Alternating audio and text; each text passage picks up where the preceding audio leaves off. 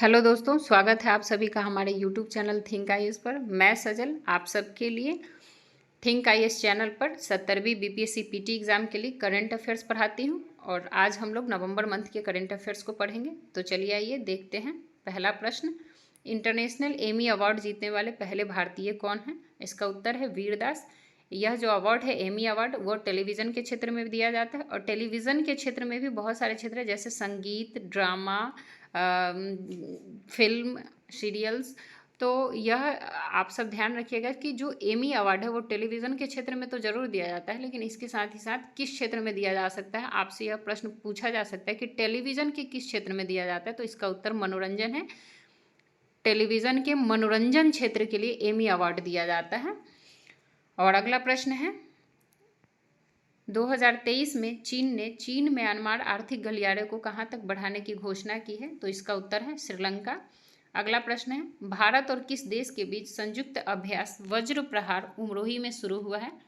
भारत और किस देश के बीच वज्र प्रहार अभ्यास शुरू किया गया है? तो इसका उत्तर अमेरिका है। भारत और अमेरिका मिलकर वायुसेना का अभ्यास करती है। वज्र प्रहार जो अभ्यास है वो बेसिकली वायुसेना का अभ्यास है और 2023 में इसका 14वां संस्करण का अभ्यास हुआ है। और इसका डेट याद रखिएगा कि कब से कब तक हुआ है भारत और अमेरिका के बीच वज्र प्रहार अभ्यास 2023 में। तो 21 नवंबर से लेकर और 11 दिसंबर के बीच किया गया था। और अगला प्रश्न है, वैश्विक मत्स्य पालन सम्मेलन भारत 2023 कहाँ आयोजित हुआ है? तो यह अहमदाबाद गुजरात में हुआ है।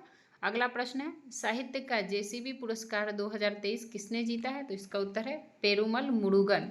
इसका क्या उत्तर है, ध्यान रखिएगा, नाम याद रखिएगा, पेरुमल मुरुगन। अगला प्रश्न है, देश का पहला made in India AI super cloud launch किया गया, उसका नाम क्या है? इसका उत्तर है नीव क्लाउड। अगला प्रश्न है, किसने 26वीं बार विश्व बिलियर्ड्स चैंपियनशिप जीता है? तो इसका उत्तर है पंकज आडवाणी।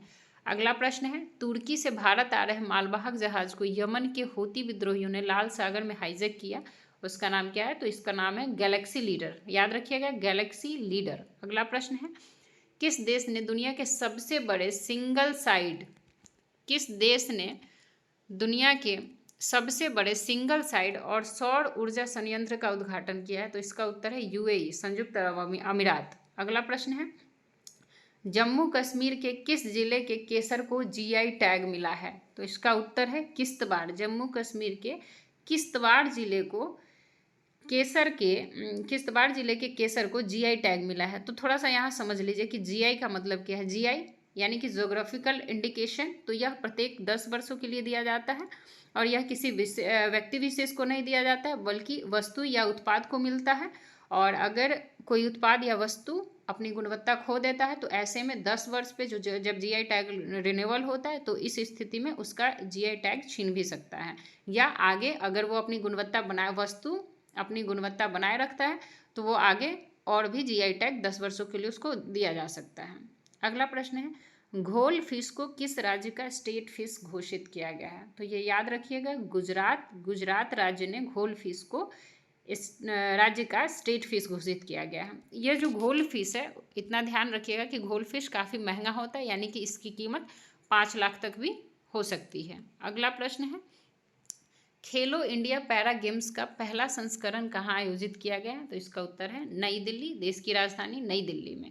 अगला प्रश्न है, किस आईआईटी के शोधकर्ताओं ने सतलज में एक दुर्लभ धातु की खोज की है? आईआईटी रोपर। उत्तर है आईआईटी रोपर ने। अगला प्रश्न है, राष्ट्रपति द्रौपदी मुर्मू ने नए भारत के लिए नई शिक्षा नीति से राष्ट्रीय शिक्षा अभियान की शुरुआत किस राज्य से की है, यानी कि कहाँ से की है? तो इसका उत्तर है उड़ीसा राज्य से की है। अगला प्रश्न है, भारत ने किस देश के साथ ई वीज़ा सेवाएं फिर से शुरू कर दी हैं? तो इसका उत्तर है कनाडा। अगला प्रश्न है, भारतीय मिशन द्वारा आसियान भारत बाजरा महोत्सव की मेज़बानी कहाँ की गई है? तो इसका उत्तर है जकार्ता। अब यहाँ थोड़ा सा समझ लीजिए कि यह जो आसियान है वह क्या है।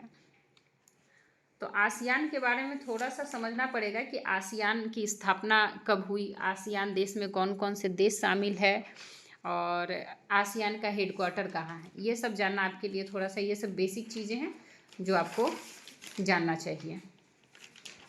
तो ये जो आसियान भारत बाजरा महोत्सव की मेज़बानी हुई है वो अभी जकार्ता में हुई है। और यह ध्यान रखिएगा कि हालिया जो महोत्सव हुआ वह भी जकार्ता में हुआ है और उसका जो हेडक्वार्टर है वह भी जकार्ता में है। और आसियान की स्थापना 1967 में की गई थी और इसमें लगभग 10 देश शामिल है। और वह 10 देश कौन कौन से हैं एक बार थोड़ा सा समझ लीजिए, याद रखिएगा कि जो एशिया महादेश की और विशेषकर प्रशांत महासागर के बाउंड्री से जो लगा हुआ देश है, उसी 10 देशों ने मिलकर एशियान के मेंबर है वही 10 देश, जिसमें Indonesia, Malaysia, Philippines, Singapore, Thailand, Brunei, Vietnam, Laos, Myanmar और एक शायद कंबोडिया है। तो यह ध्यान रखिएगा, यह 10 देश हैं। और आसियान आप सब याद रखिएगा, association of south east Asian nation. इतना काफ़ी है बीपीएससी के पीटी एग्जाम के लिए। अगला प्रश्न है, नेशनल मेट्रोलॉजिस्ट अवार्ड से किसे सम्मानित किया गया है? याद रखिएगा, नेशनल मेट्रोलॉजिस्ट अवार्ड से किसे सम्मानित किया गया? इसका उत्तर है डॉक्टर देवाशीष भट्टाचार्य। क्या नाम है? डॉक्टर देवाशीष भट्टाचार्य। यहाँ थोड़ा यह भी समझना जरूरी है कि यह जो नेशनल मेट्रोलॉजिस्ट अवार्ड है, यानी कि यह अवार्ड किस क्षेत्र में दिया जाता है और किस लिए दिया जाता है। तो याद रखिएगा, नेशनल मेट्रोलॉजिस्ट अवार्ड यानी कि इसको कहते हैं राष्ट्रीय धातुकर्मी पुरस्कार, जो कि धातुकर्म क्षेत्र में काम करने वाले लोगों को दिया जाता है स्पेशली। और यह प्रत्येक वर्ष दिया जाता है, यानी कि हर वर्ष दिया जाता है। और पहला पुरस्कार, यह जो नेशनल मेट्रोलॉजिस्ट अवार्ड है, यह पहला पुरस्कार सन 1963 में दिया गया था और यह इस्पात मंत्रालय के तहत दिया जाता है। इतना काफ़ी है। अगला प्रश्न है, राष्ट्रीय गोपाल रत्न पुरस्कार 2023 का आयोजन कहाँ किया गया है? तो इसका उत्तर है गुवाहाटी में किया गया है। और यहाँ यह भी समझ लीजिए कि राष्ट्रीय गोपाल रत्न पुरस्कार किस क्षेत्र में दिया जाता है? तो यह विशेषकर डेयरी और पशुपालन और डेयरी क्षेत्र में दिया जाता है और यह एक राष्ट्रीय पुरस्कार है। यह भी प्रत्येक वर्ष दिया जाता है, वर्ष में एक बार इसको दिया जाता है। और यह भी डेयरी यानी कि जो डेयरी हमारा उद्योग है और पशुपालन है, उसमें टेक्नोलॉजी को बढ़ावा देने के लिए राष्ट्रीय गोपाल रत्न पुरस्कार दिया जाता है और हाल में इसका आयोजन गुवाहाटी में हुआ है। अगला प्रश्न है, पाकिस्तान के सर्वोच्च नागरिक पुरस्कार से सम्मानित होने वाले चौथे भारतीय कौन है? नाम याद रखिएगा, डॉक्टर SM सैफुद्दीन। क्या नाम रखिएगा? Doctor SM Saifuddin. अब आपसे यहाँ प्रश्न थोड़ा सा ट्रिकी हो सकती है और पूछा जा सकता है कि पहले कौन से ऐसे भारतीय हैं जिनको पाकिस्तान के सर्वोच्च नागरिक पुरस्कार से सम्मानित किया गया था? तो इसका उत्तर है मोरारजी देसाई, जो भारत के पूर्व प्रधानमंत्री रह चुके हैं और मेरे हिसाब से शायद भारत के चौथे प्रधानमंत्री थे मोरारजी देसाई, उनको मिला था प्रथम पाकिस्तान के सर्वोच्च नागरिक का पुरस्कार। तो उनको किस लिए दिया गया था यह भी थोड़ा देख लीजिए। तो उनको भारत और पाकिस्तान के रिश्ते में सुधार के लिए दिया गया था। और यह जो पाकिस्तान का सर्वोच्च नागरिक पुरस्कार है उसको किस नाम से जाना जाता है यह भी ध्यान रखिएगा। तो शायद उसको निशान पाकिस्तान के नाम से जाना जाता है। अगला प्रश्न है, किस राज्य की पर्यटन मिशन को अनवतो से वैश्विक मान्यता मिली है? इसका उत्तर है केरल। अगला प्रश्न है, नम्मा कंबाला प्रतियोगिता का आयोजन कहाँ किया गया है? किस जगह पे किया गया है? तो इसका उत्तर है बेंगलुरु।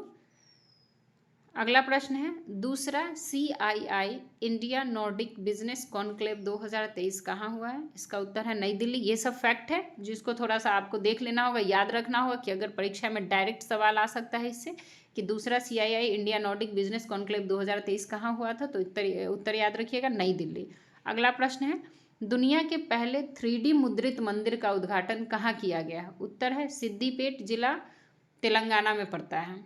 अगला प्रश्न है, संयुक्त सैन्य अभ्यास सूर्य किरण का 17वां संस्करण कहाँ आयोजित किया गया है? इसका उत्तर है उत्तराखंड।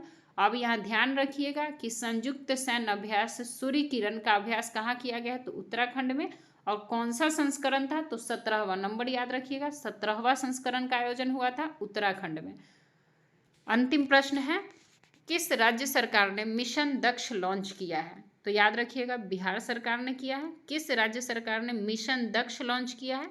तो बिहार सरकार ने किया। और थोड़ा सा यहाँ मिशन दक्ष को समझ लेते हैं, क्योंकि यहाँ मिशन दक्ष से थोड़े डिटेल्स प्रश्न भी आ सकते हैं पीटी में भी।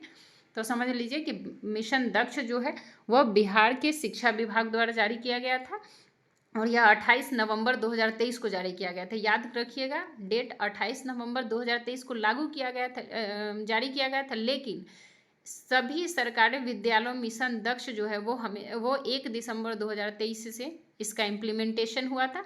और मिशन दक्ष क्या है यह भी थोड़ा समझ लीजिए। तो मिशन दक्ष जो है वो कक्षा 3 से लेके और कक्षा 8 तक के वैसे बच्चे जो हिंदी, अंग्रेजी, मैथ्स यानी कि गणित पर जो बेसिक हिंदी, अंग्रेजी और गणित के बेसिक चीज़ जो होता है, जिसको हिंदी मतलब पढ़ने, लिखने और समझने में जो असमर्थ बच्चे हैं, वैसे बच्चों को स्कूल के बाद